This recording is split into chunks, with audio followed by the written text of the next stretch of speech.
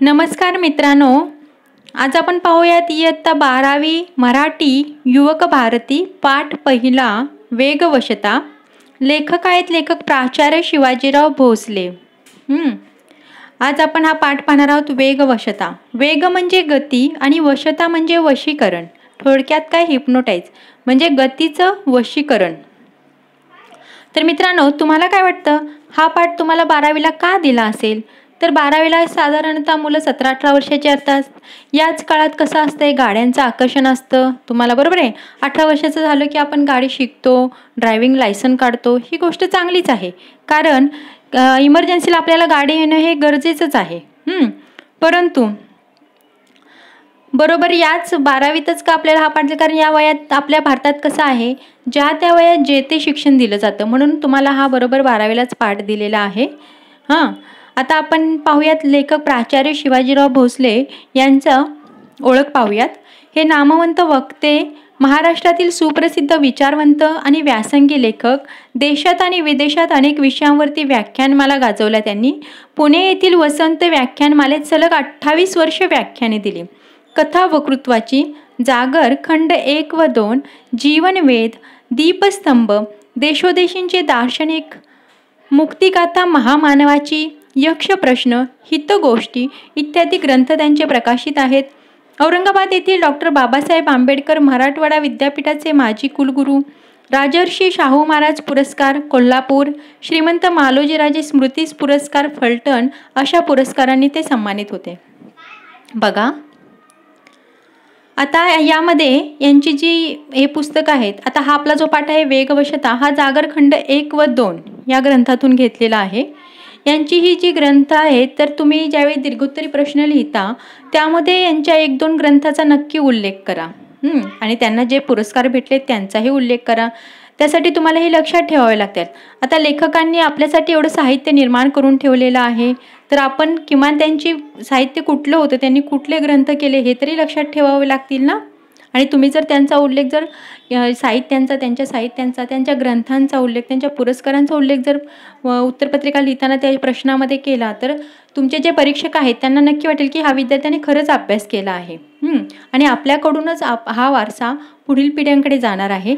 त्यामुळे नक्कीच तुम्ही यांचे जे कुठलेही लेखक असतील, त्यांनी लिहिलेले जे ग्रंथ आहेत, त्यांना मिळालेले जे पुरस्कार आहेत, त्यांनी केलेली जी चांगली आपल्या समाजासाठी कामगिरी आहे, त्याचा उल्लेख नक्की करा. आणि तुम्हाला जर हे ग्रंथ कुठे वाचायला भेटले, समजा लायब्ररीमध्ये वगैरे, दीपस्तंभ, देशोदेशींचे दार्शनिक, मुक्तिगाथा महामानवाची, यक्षप्रश्न, हितगोष्टी इत्यादी जर ग्रंथ कुठे वाचायला भेटले तर नक्की वाचात ते. आता हा एक कसा आहे वैचारिक पाठ आहे. हा कशातून घेतला तुम्हाला सांगितले, जागर खंड 1 व 2 या त्यांच्या ग्रंथातून हा पाठ घेतलेला आहे. हा वैचारिक पाठ आहे. या वैचारिक पाठामध्ये लेखकांनी काय केले, अतिवेगाच्या आहारी गेलेल्या माणसांच्या विकृतीवरती नेमकेपणाने बोट ठेवले आहे. वेळ आणि श्रम वाचवण्यासाठी वाहनांची गरज लेखकालाही पटते, बरोबर. अतिवेगाच्या आहारी, अतिवेगाच्या आहारी म्हणजे कसं, जेवढं आपल्याला जे काम आपल्याला करायचं आहे त्या कामासाठी जेवढा वेग पाहिजे तेवढाच वेग ठेवला पाहिजे. पण काही काय करतात लोक की अतिवेगाने ते काम करायला जातात. मग ही जी माणसाची विकृती आहे यावरती नेमकेपणाने बोट ठेवले आहे, म्हणजे या माणसाच्या विकृती नेमकेपणाने त्यांनी प्रकाश टाकलेला आहे. वेळ आणि श्रम वाचवण्याची वाहनांची गरज तर लेखकालाही पटते, तुम्हालाही पटते, मलाही पटते, बरोबर. वेळ आणि श्रम वाचलेच पाहिजेत. मात्र गरज नसताना खोट्या प्रतिष्ठेपायी कर्ज काढून वाहन खरेदी करण्याच्या वर्तमानकालीन मानसिकतेवरती लेखकाने प्रकाश टाकला आहे. गरज नसताना समजा आता तुमचं शाळा जवळ आहे, विद्यालय जवळ आहे, कॉलेज जवळ आहे, समजा की तुमचा दवाखाना जवळ आहे, तुमची शेती जवळ आहे, तुम्हाला गाडीची गरज नाही, तरीसुद्धा प्रतिष्ठेपायी कर्ज काढून वाहन खरेदी करणे बरोबर नाही ना, असं लेखकाचं म्हणणं आहे. आपण आता बऱ्याच वेळी काय केलं जातं, मुलांचा वाढदिवस असेल तर पालक मुलांना विचारतात की बाबा तुम्हाला वाढदिवसाला काय घ्यायचं, तर बऱ्यापैकी 18-19 वर्षाची मुलं म्हणतात मला स्कूटी पाहिजे, मला गाडी पाहिजे असं म्हटलं जातं. परंतु तुम्हाला जर गरजच नाही तर कर्ज काढून गाड्या घेऊन देण्यात तरी काय अर्थ आहे. आपल्याकडे एक मराठीत म्हण आहे बघा, ऋण काढून सण साजरे करणे, म्हणजे कर्ज काढून सण साजरे करणे म्हणजेच कर्ज काढून गाड्या घेणे. हे तुम्हाला कितपत योग्य वाटतं. आपल्या आईवडिलांना संकटात टाकून, आर्थिक संकटात टाकून जर त्यांच्याकडून अशा गाड्यांची वगैरे महागड्या वस्तूंची मागणी करायची, आपल्याला नाही पटत, बरोबर. त्यावरतीच लेखकाने या मानसिकतेवरतीच लेखकाने प्रकाश टाकला आहे. महानगरात शहरात ठराविक वेळेत अनेक ठिकाणी पोहोचून कामे करावी लागतात हे खरे असले तरी नको तितक्या वेगाने वाहने चालवून लोक अपघातांना निमंत्रण देताना दिसतात. याचे लेखकाला वैषम्य वाटते. म्हणजे महानगरात म्हणजे सिटीच्या ठिकाणी कसं असते की खूप कामे असतात आणि त्या वेळेत ती पूर्ण करावी लागतात, बरोबर. पण नको तितक्या वेगाने, जर ही कामे तर करायचीच आहेत पण उगीच विनाकारण जास्त वेगाने वाहने चालवून ही कामे करायची आणि अपघातांना निमंत्रण द्यायचं, याचं लेखकाला वैषम्य वाटतं. वैषम्य म्हणजे कसं वाईट वाटतं. वेळ वाचवण्यासाठी माणसे वाहने वापरतात, परंतु माणसे वाचलेला वेळ पुन्हा वाहन चालवण्यात वाया घालवतात. आपला वेळ तर वाचला पाहिजे, बरोबर आहे, पण त्यासाठी वाहने वापरणे योग्य आहे. पण जो वेळ वाचलाय तो पुन्हा काय करायचं, त्या उरलेल्या वेळेत काय करायचं म्हणून पुन्हा वाहन चालवायला जायचं हे लेखकाला काही पटत नाही. तेव्हा वाहने माणसावर स्वारतात. वाहने माणसावरती स्वारतात म्हणजे कसं, माणसांना वाहनांचं व्यसन लागतं की वाहनांशिवाय माणसांना जमतच नाही. थोड्या अंतरावरती जायचं असेल तर त्यांना वाहन पाहिजे. अशी मार्मिक टिप्पणी लेखक करतात. अफाट वेगाने वाहने चालवण्याच्या प्रवृत्तीमुळे वाहन चालकांच्या शरीर मनावर अनावश्यक ताण निर्माण होतो. त्यामुळे स्वत्व आणि स्वास्थ्य हिरावून घेणारा अनैसर्गिक वेग कमी करण्याबाबत लेखक शेवटी कशा प्रकारे स्पष्ट इशारा देतात ते आपण या पाठातून पाहूया. ज्यावेळी आपण वाहन वापरतो त्या अतिवेगाने वापरतो तर त्याचा परिणाम आपल्या कसं तब्येतीवरती सुद्धा होत असतो. त्यामुळे काय होतं, आपल्याला फास्ट वाहन ज्यावेळी वापरलं जातं, चालवलं जातं, त्यावेळी काय होतं, आपल्या मणक्यांना हादरे बसतात, मणक्यांचा त्रास चालू होतो, मणकेदुखीचा त्रास चालू होतो. आता हे तुम्ही तरुण वयात तुम्हाला हे जाणवत नाही, पण जसं जसं वय वाढत जातं तसा तसा तो त्रास जाणवतो. मग त्यामुळे काय होतं, लेखकाचं असं म्हणणे की त्यामुळे आपल्या स्वास्थ्यावरती सुद्धा वाईट परिणाम होतो. मग या सगळ्यावरतीच लेखकाने या पाठातून आपल्याला शिकवण दिली आहे. आता बघा काय सांगितले लेखकाने, वेग हे गतीचे एक रूप आहे. वेग म्हणजेच गती, मी तुम्हाला सुरुवातीला सांगितलं. आपले जीवन ही स्थिती आणि गती यात विभागलेले आहे. आपले जीवन कसं स्थिती आणि गती यामध्ये विभागलेले आहे. स्थिती म्हणजे कसं थांबलेलं आणि गती म्हणजे कसं वेगाने. आता थांबणे, चालणे, धावणे असे हे जीवनचक्र फिरतच राहते. बघा आपलं जीवन चक्र कसं आहे, थांबणे, चालणे आणि धावणे. आपल्या विचारांनाही गती असते. आपण जे विचार करतो, एक विचार झाला की दुसरा विचार करतो, दुसरा झाला की तिसरा विचार करतो, म्हणजे याला गती असते, जिला आपण काय म्हणतो प्रगती. ती विचारांची गती असते. गतीला जेव्हा दिशा असते तेव्हाच ती प्रगती या संज्ञेला पात्र ठेवते. आता समजा आपण जर नुसतंच आपल्या डोक्यात विचार करत राहिलो, काही केलंच नाही, तर आपली प्रगती कशी होणार. म्हणजे गतीला, त्या विचारांची जी गती असते त्या गतीला जेव्हा दिशा असते तेव्हा ती प्रगती होते. गतीला जेव्हा दिशा मिळते तेव्हा त्या प्रगतीमध्ये तिचं रूपांतर होतं, बरोबर. आणि दिशाविहीन गती ही अधोगती ठरते. दिशाविहीन म्हणजे समजा आपण जो विचार करतो, नुसतंच विचार करत बसलो, त्याला काही दिशाच नाही, तर त्याचं काय होते, तर ती दिशाविहीन गती असते. म्हणजे त्या गतीला दिशाच नाही तर ती अधोगती ठरते. अधोगती म्हणजे तिथे प्रगती होत नाही, बरोबर. मग आजच्या जीवनात विलक्षण वेगवानता आढळते. आपलं जे आजचं धकाधकीचं जीवन आहे त्याच्यामध्ये कसं आहे, विलक्षण वेगवानता म्हणजे कुठलंही काम फास्ट करायचं. रस्ते वाहनांनी व्यापलेले असतात. म्हणजे कसं, रस्त्यावरती खूप ट्रॅफिक असतं. माणसे घरात राहतात म्हणूनच अल्पकाळ तरी स्थिर असतात. जेव्हा माणसं घरात असतात तेव्हाच फक्त ती स्थिर असतात, शांत असतात, असं लेखकाचं म्हणणं आहे. एरवी काय असतं, गतिपायी अनेक अगतिक होतात. म्हणजे अगतिक म्हणजे काय, असहाय्य, केविलवाणे होतात. जेव्हा माणूस घरात असतो तेव्हा स्थिर असतो, लेखकाचं असं म्हणणं आहे. पण एरवी काय होतं, गतिपायी म्हणजे फास्ट कामं करण्याच्या नादामध्ये काय होतं, अगतिक होतात, म्हणजे असहाय्य आणि केविलवाणे होतात लोकांचं. आता बघा, अहोरात्र भरारणारी आणि थरारणारी वाहने पाहिली म्हणजे आश्चर्य वाटते. ही आली कोठून आणि आली कशी आणि कशासाठी, लेखकाने प्रश्न विचारलाय बघा. अहोरात्र भरारणारी आणि थरारणारी वाहने. अहोरात्र म्हणजे आता मुंबई पुण्यासारख्या ठिकाणी तर दिवस रात्र वाहने चालू असतात. मुंबईत पुण्यात राहणाऱ्या लोकांना माहिती आहे, गावाकडे कसं आहे 11-12च्या नंतर कशी शांतता होती, वाहनांची ये जा थांबते. परंतु सिटीत राहणारी जी लोक आहेत त्यांना माहिती आहे की रात्रभर वाहने चालू असतात. ज्यांची घरे रस्त्याच्या बाजूला आहेत त्यांना तर रात्रभर झोपच नसते, कारण रात्रभर वाहने चालूच असतात. मग लेखक म्हणतात अशी अहोरात्र भरारणारी आणि थरारणारी वाहने आली कुठून आणि कशी. पूर्वी देशोदेशींचा इतिहास घडला. पूर्वीच्याकडे आपल्याला माहिती आहे देशोदेशींचा इतिहास घडला म्हणजे पूर्वी काय होतं, वाहने फार कमी होती. जास्तीत जास्त काय, बैलगाडी, घोडागाडी, घोडे हीच वाहने त्यावेळी असायची किंवा हत्ती. तरीही लोकांनी जगप्रवास केला, पण आजच्या एवढी अवघड वाहने कुठे दिसत नसत. तरीही त्याकाळी लोकांनी जगप्रवास केलेला आपल्याला बघितले. प्रवास वर्णने सुद्धा लिहिले आहेत लोकांनी. वास्को द गामा हा सागरी मार्गाने आपल्या भारतात आला होता, माहीतच असेल तुम्हाला. म्हणजे एवढं सगळं असून, म्हणजे त्यावेळी वाहनांची सोय नसून सुद्धा लेखकांनी पहिल्या प्रवासकारांनी, इतिहासकारांनी काय केलेलं आहे, जगप्रवास करून देशोदेशींचा इतिहास लिहिलेला सुद्धा आहे. पण आजच्या एवढी अवखळ वाहने कुठे दिसत नसत. आजच्यासारखी वाहने अवखळ म्हणजे काय, खट्याळ आणि उपद्रवी वाहनं आहेत, अशी कुठे दिसत नाहीत, असं लेखक म्हणतात. आता माणूस घरातून दारात आला की वाहनावर आरूढ होतो.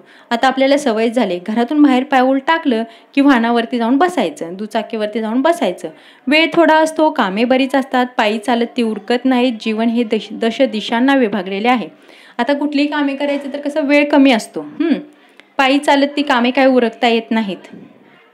पायी चालत काय ती कामे उरकता येत नाहीत. म्हणजे पायाने चालून चालून काय ती कामे होत नाहीत. गाड्यांची गरज असतेच. जीवन हे कसं आहे, दश दिशांना विभागलेलं आहे. आपलं जे जीवन आहे ते 10 दिशांना विभागलं आहे. म्हणजे एक काम ह्या टोकाला तर एक काम त्या टोकाला, एक काम त्या टोकाला, असं असते. आता मुलांची शाळा एका टोकाला, आपले कार्यालय दुसऱ्या टोकाला, मंडई एका बाजूला, तर दवाखाना दुसऱ्या बाजूला, दूर कुठेतरी कुठल्या तरी दिशेला.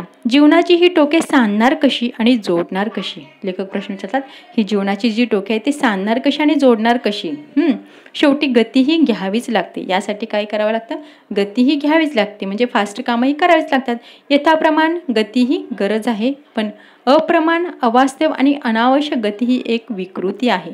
यथाप्रमाण गती म्हणजे कशी आहे, आवश्यक तेवढीच गती. ही जी 4 कामं करायची आहेत त्याला जेवढी गती पाहिजे तेवढीच घ्यायला पाहिजे, असं लेखक म्हणतात. पण अप्रमाण म्हणजे कितीही, अवास्तव म्हणजे कितीही प्रमाणात असं, अनावश्यक म्हणजे गरज नसलेलं. गती ही एक कशी आहे, विकृती आहे. आपली कामे यथासांग पार पडावीत. यथासांग म्हणजे काय आहे तर आवश्यक त्या सर्व बाजूंनी, आपली जी काही कामं आहेत आवश्यक त्या सर्व बाजूंनी पार पडावीत. एवढा वेग जीवनाला असावा, म्हणजे तेवढा वेग तर आपल्या जीवनाला पाहिजे. मग त्यापेक्षा अधिक वेग म्हणजे अक्षम्य आवेग म्हणावा लागेल. तो आत्मघातकी ठरतो म्हणजे याच्यातून काय होतं तर अपघात होण्याची शक्यता असते. आता अमेरिकेसारख्या विकसित देशात माणसे वेगाने जीवन जगतात. आपल्याला सर्वांनाच माहिती आहे अमेरिकेसारख्या विकसित देशात कसं आहे, माणसांना वेगाने जीवन जगावंच लागतं. घरोघर दरडोई वाहन उपलब्ध असते. तिथे कसं असतं, घरोघर म्हणजे प्रत्येकाच्या घरी, किंवा दरडोई म्हणजे काय सांगितलं आहे, समजा 4 माणसं घरात असतील तर 4 वाहने त्यांच्या घरी असतातच. रस्ते कसे असतात, रुंद, सरळ, निर्विघ्न आणि एकमार्गी असतात. तेथील रस्ते कसे असतात, रुंद असतात. आपल्या इकडे छोटे छोटे रस्ते असतात आणि त्याच्यावरती वाहनच जास्त असतात. परंतु तिकडे कसं असतात, रस्ते रुंद असतात, सरळ असतात, निर्विघ्न असतात आणि एकमार्गी असतात. घरे, कार्यालये, बाजारपेठा यात निदान 100 मैलाचे किमान अंतर असते.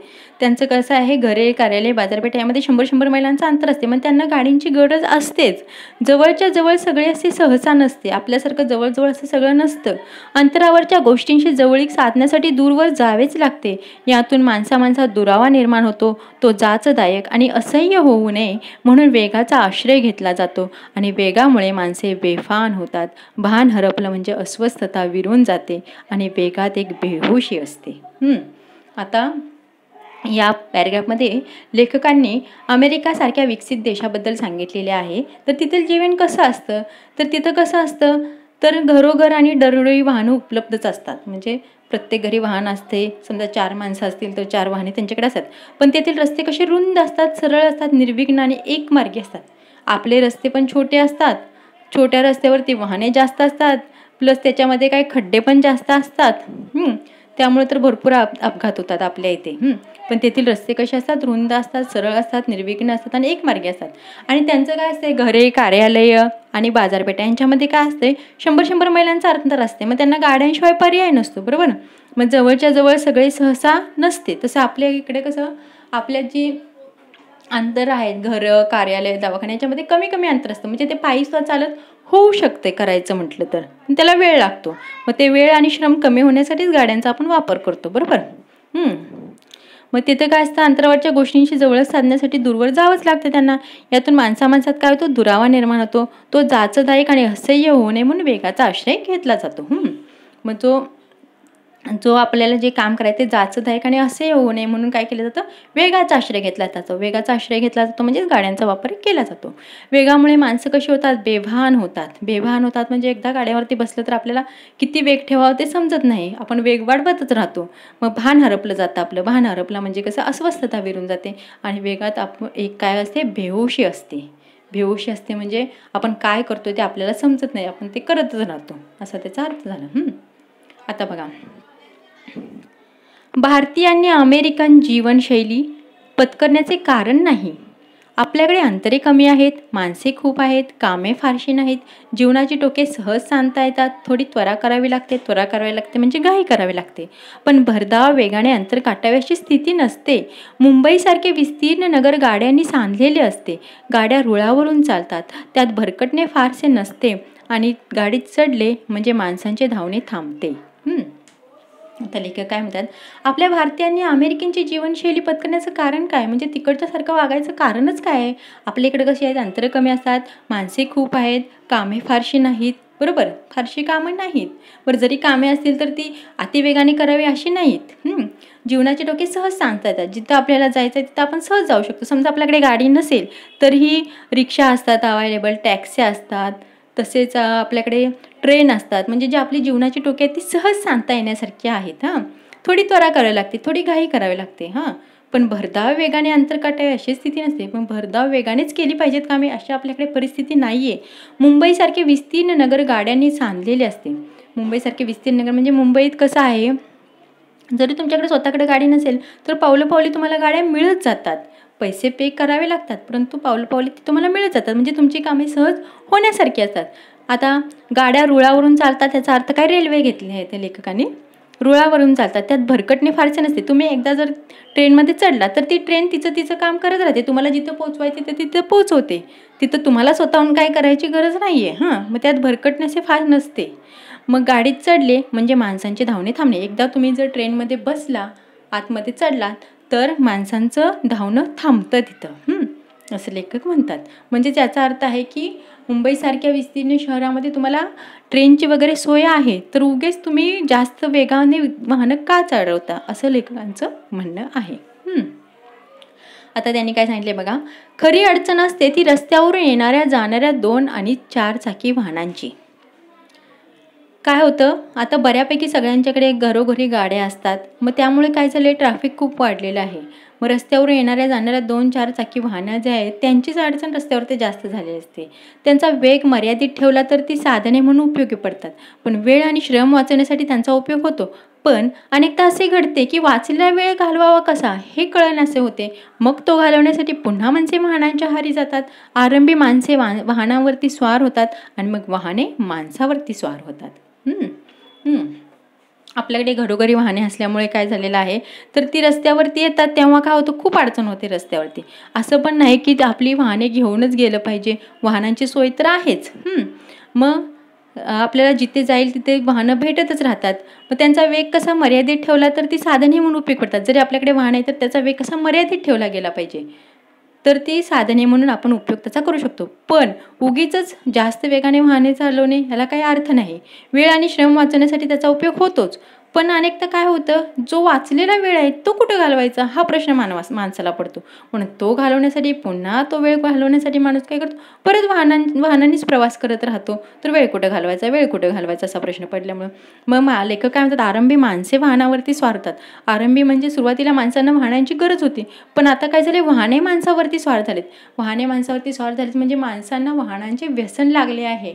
वाहनांशिवाय माणसांना काही सुचतच नाही. थोड्याशा अंतरावरती जायचं तरी वाहन घेऊन जायचं असं माणसांना झालेत. म्हणून वाहने माणसावरती स्वार होतात असं लेखक म्हणतात. कामापुरते आणि कामासाठी वाहन आणि आटोक्यात राहील एवढाच वेग हे तंत्र अनुसरले तर जीवन अर्थपूर्ण होईल. कामापुरते आणि कामासाठी वाहन म्हणजे जे आपले काम करायचे आहे तेवढ्यासाठीच आपलं जे आहे वाहन ते वापरायचं आणि जो आपला वेग आहे, स्पीड आहे ते गाडीचं ते कसं कमी ठेवायचं, म्हणजे त्याला जेवढं आटोक्यात राहता येईल तेवढा वेग ठेवायचा. हे जर तंत्र अनुसरलं तर जीवन आपलं कसं अर्थपूर्ण होईल, आपलं जीवन आहे ते कसं अर्थपूर्ण होईल. आपले जीवन अधिक प्रमाणात आपल्या वाट्याला यावे, ते कृतार्थतेने जगता आणि अनुभवता यावे, त्यासाठी उसंत लाभावे म्हणून वाहनांचा वापर करायला हवा. बरोबर, आपला वेळ वाचावा म्हणून आपण वाहनांचा वापर करावाच. आणि त्यातून आपल्याला उसंत लाभावा, उसंत म्हणजे वेळ बाजूला काढता यावा म्हणून वाहनांचा वापर करायलाच हवा. प्रत्यक्षात घडते ते वेगळेच. इतरांशी मानसिक स्पर्धा करण्यासाठी, आपल्या ऐश्वर्याचे प्रदर्शन घडवण्यासाठी गरज नसताना कर्ज काढून वाहने खरेदी करणारी माणसे समाजात आढळतात.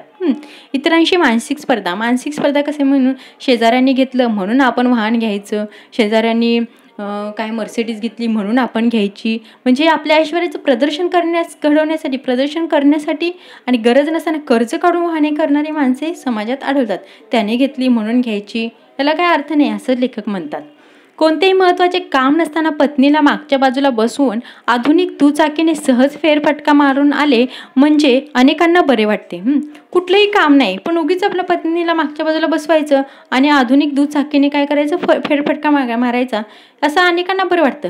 पण आहेच वाहन तर 4-6 मैलांवरचे एखादे निसर्गरम्य स्थान किंवा मंदिर पाहण्यासाठी माणसे का जात नाहीत?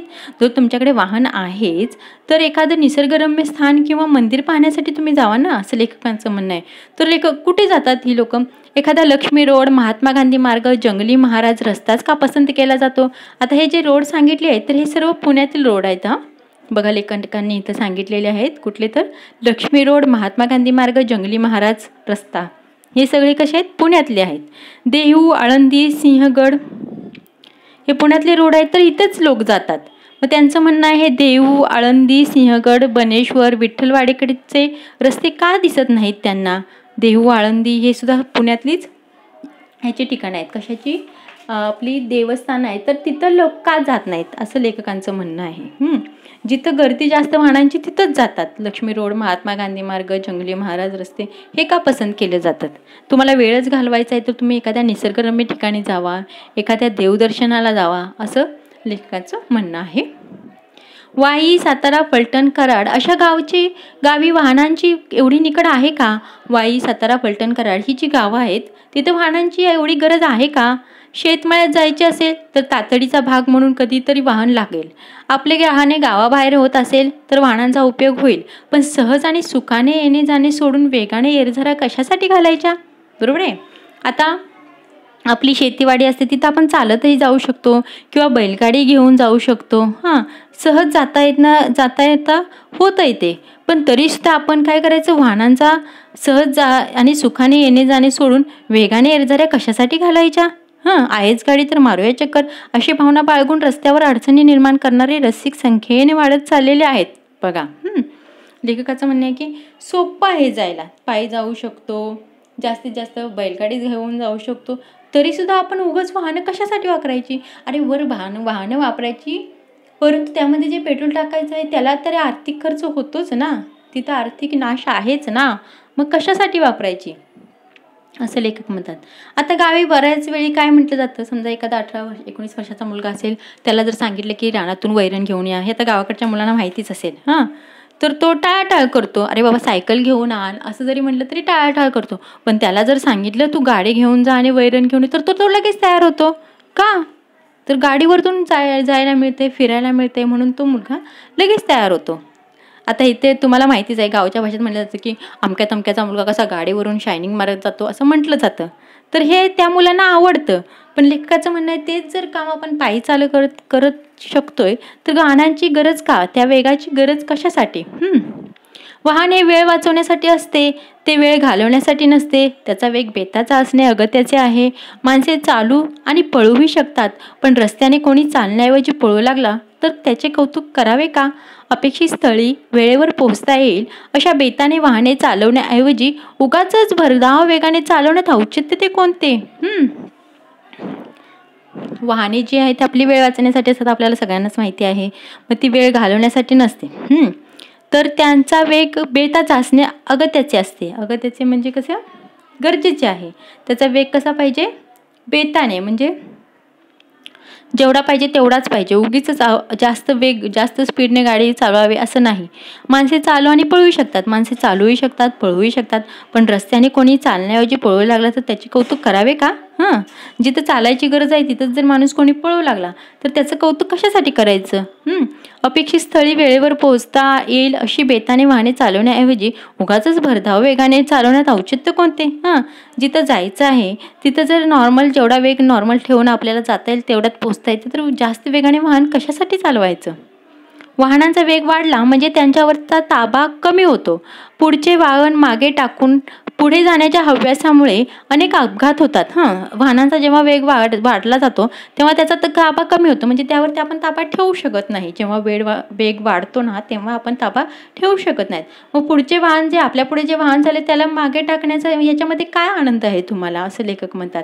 मग त्यामुळे काय होतात, अनेक अपघात होतात. रात्रीच्या वेळी विलक्षण वेगाने धावणारी गाडी ही रातराणी म्हटली जाते. रातराणी म्हणजे आपल्या गावची एसटी असते लालकरची, तिला रातराणी म्हटलं जातं. मग रात्रीच्या वेळी विलक्षण वेगाने धावणारी गाडी ही रातराणी म्हटली जाते. रात्री भरधाव वेगाने प्रवास करून पार पाडावी एवढी महत्त्वाची कामे दरवेळी असतात का? म्हणजे रात्री खूप वेगाने गाड्या चालवायच्या एवढी महत्त्वाची तुमची कामे आहेत का तरी, असं लेखक म्हणतात. वाहनांचा वेग अनिवार्य झाला तर चित्ताची व्यग्रता वाढते. अनिवार्य म्हणजे काय? अतिशय झाला, वाहनांचा वेग जर जास्त झाला तर चित्ताची व्यग्रता वाढते. आणि डोळ्यावर, मनावर, शरीरावर ताण पडतो, म्हणजे आपलं कॉन्सन्ट्रेशन होत नाही त्यामुळे जर वेग जास्त झाला तर गाडीचा. मग त्याचा परिणाम काय होतं?